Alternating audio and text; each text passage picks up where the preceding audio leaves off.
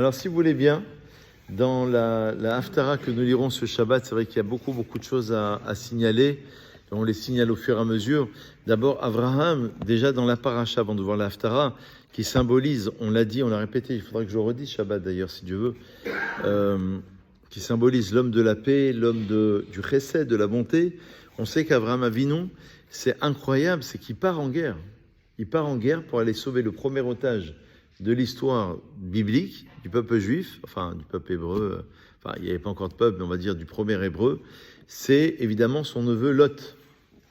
Il y a une version dans la Gemara qui dit que, d'ailleurs Rashi cite cette version, que c'était son beau-frère, mais bon. En tout cas, il est parti le sauver, un membre de sa famille. Donc c'est quand même incroyable. Il y a beaucoup de rapprochements, si ce n'est le rapprochement le plus direct, l'annonce qui est faite à Abraham dans cette paracha, que la terre d'Eretz Israël sera évidemment donnée à lui, à sa descendance, qui est l'Echa Eten et Ares Azot. C'est à toi que je donne cette terre-là. Dans la Haftara, moi je voulais vous amener sur la Haftara, parce que dans la Haftara, il y a beaucoup de similitudes. C'est dans Isaïe, Isharia en hébreu, chapitre 40, verset 27, où, donc de la même manière que Abraham a été appelé par Dieu et chargé d'une mission, c'est-à-dire que finalement, il a une mission de transmettre son message à la terre entière, puisque chaque religion, chaque peuple se réclame d'Abraham Avinu. Ben dans l'Haftara, Isaïe aussi développe exactement le même thème, celui qui encourage Israël à rester serein, à rester confiant, à garder la Emouna qui provient d'Abraham Avinu, même dans ce long exil.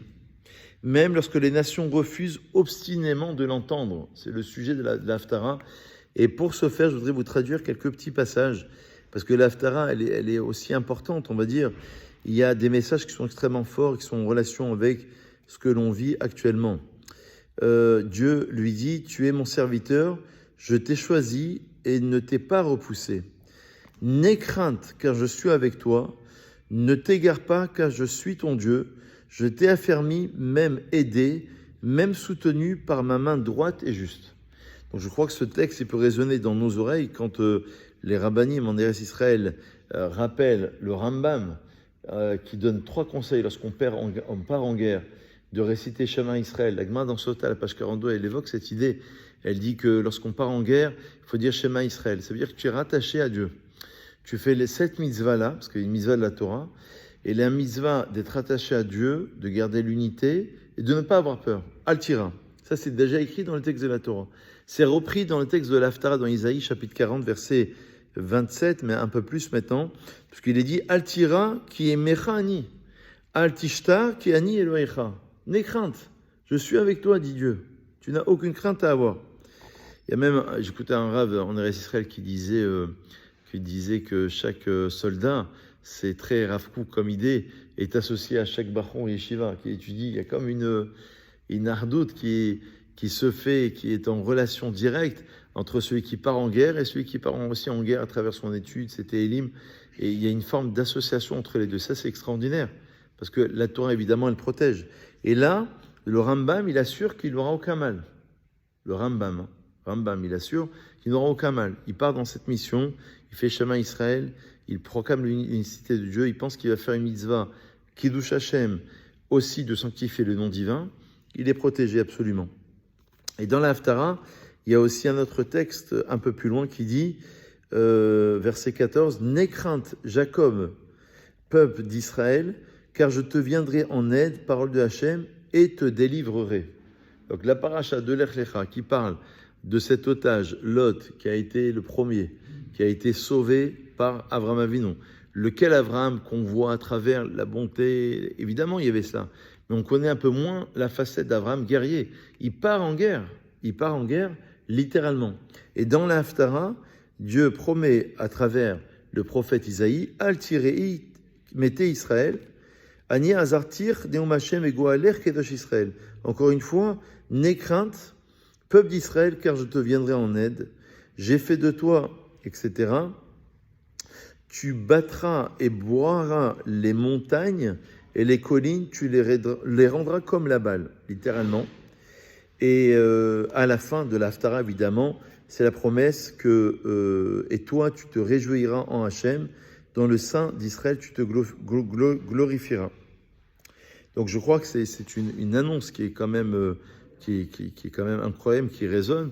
Et c'est pas la première Haftara, parce que depuis le début de Bereshit, depuis le début de cette histoire, et vous relisez la paracha et l'Haftara, il y a des relations qui sont directes. La semaine dernière, on disait exactement la même chose dans la Haftara qu'on a lu, et dans la paracha qui parlait du déluge, comment se protéger, comment rentrer dans une arche, quelque part, dans une teva, dans le mot aussi, pour pouvoir se protéger.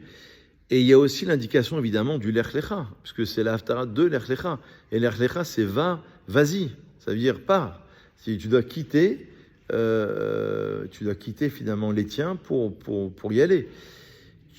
Dieu demande à Abraham quelque chose qui est surhumain, qui n'est pas dans la logique.